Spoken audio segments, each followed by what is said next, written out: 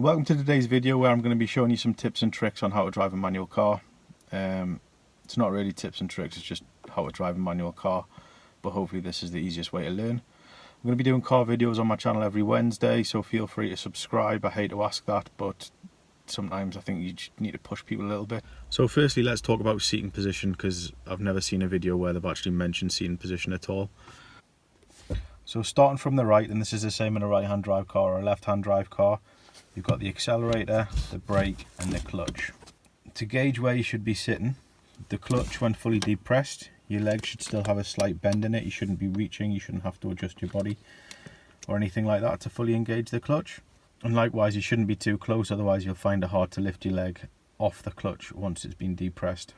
Upper body wise, for the steering wheel, you should be able to touch the top and have your arm slightly bent as well. Any further away you won't have good control of the car if something should happen, and then too near you're going to find it stressful and struggle to turn the car like you should in car parks and situations such as that. So now we've got the seating position sorted, let's move on to getting the car moving. So what you want to do is find a nice flat area of ground so the car's not going to roll away or it's not going to be harder because you're on a hill to start the car. So just a nice flat area so the car will roll nice and easy and have some runoff, possibly a bit more runoff than I've got, just to allow for any eventualities. So starting the car, make sure the car's in neutral, handbrake on, and then I think in modern cars you have to press the brake and the clutch, or just the clutch, I'm not really sure. In this one you don't have to press either, so and that's the car started. Now the hardest bit about driving a manual car is learning how to start your momentum, how to get going. Nowadays with fuel injection cars you don't have to press the accelerator to get the car moving, so what we'll do is just concentrate on pushing the clutch on its own, getting the feeling of where the clutch point bites, and we're just going to do that repeatedly until you start to get a good idea of where that is. Select first, handbrake off, press the brake when you've got your handbrake off just to stop the car from rolling anywhere, and then what you want to do is release the brake and then just slowly lift the clutch.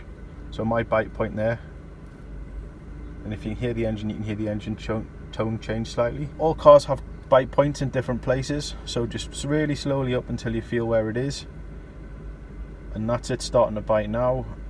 And now the car's starting to roll forward slightly, so I'll just push it back down and the car's just come to a stop. So you just want to repeat that process.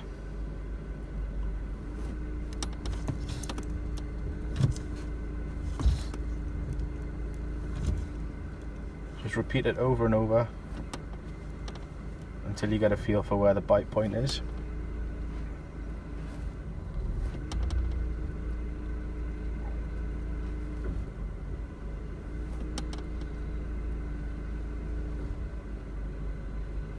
And this is the hardest bit about learning to drive a manual car by far. Every single car you get into is going to be completely different. So it's going to take you a couple of minutes to get used to getting into a different car once you know how to do this on one car. Some of them have the bite point at the top, some of them have the bite point fairly low. But again, if you just repeat this over and over, and you get the idea. Now once you get to the bite point, you're going to want to hold it there slightly. So when you release completely, the car's either going to jump backwards and forwards a little bit, or stall if you do it too quick. So if that's what happens, then you've released it too fast. But just nice and easy up on the clutch, and there you go, and you're driving. Run out of space. So to come to a stop, as you're slowing down and about to stop, you want to start pressing the brake and the clutch. So it's from a slow speed, what you want to do is just pretty much the same time. So there's no definitive time scale of learning how to do that. Some people will get it fairly fast, some people it'll take a bit longer, but just stick with it and do what I said and you should learn that fairly quick.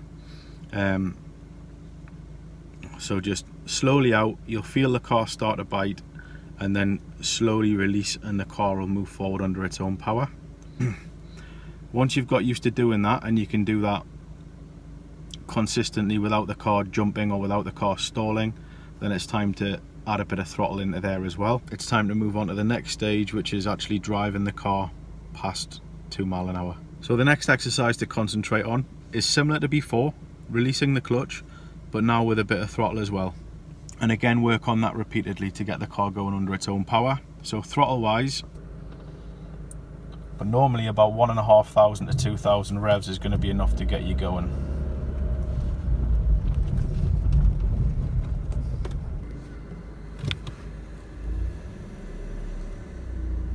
So here we go. I'm going to start a brake. So that's enough information to be going on with a while. In the next video, what I'm going to do is out on the road, so when to change gear, how to change gear, things like that. But if you just work on making the car go and stop for the time being, you should be ready by the time I do the next video to progress out onto the street. Okay, have a good week and I'll see you next week. Cheers, bye.